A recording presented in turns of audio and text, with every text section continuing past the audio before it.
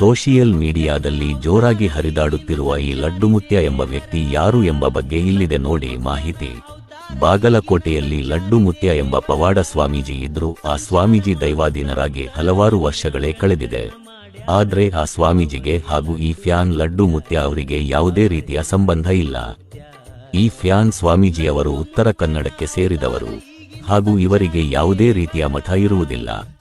ಇವರು ಊರಿನಿಂದ ಊರಿಗೆ ಸಂಚಾರ ಮಾಡುತ್ತಾರೆ. ಇವರು ಹುಟ್ಟಿನಿಂದಲೇ ಅಂಗವೈಕಲ್ಯದಿಂದ ಬಳಲುತ್ತಿದ್ದಾರೆ. ಇವರ ಬಳಿ ಯಾವುದೇ ಒಂದು ವಿಷಯದ ಬಗ್ಗೆ ಬೇಡಿಕೊಂಡರೆ ಅದು ನಿಜವಾಗುತ್ತದೆ ಎಂದು ಉತ್ತರ ಕನ್ನಡದ ಹಲವಾರು ಮುಗ್ಧ ಜನರ ನಂಬಿಕೆಯಾಗಿದೆ.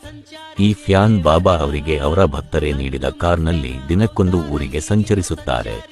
ಇವರು ಭಕ್ತರ ಬಳಿ ಯಾವುದೇ ರೀತಿಯ ಹಣವನ್ನು ಪಡೆಯದ ವ್ಯಕ್ತಿಯಾಗಿದ್ದಾರೆ. ಇವರ ಭಕ್ತರು ಉತ್ತರ ಕನ್ನಡದಿಂದ ಮಹಾರಾಷ್ಟ್ರದವರೆಗೆ ತುಂಬಿದ್ದಾರೆ ಎಂಬ ಮಾಹಿತಿ ಇದೆ.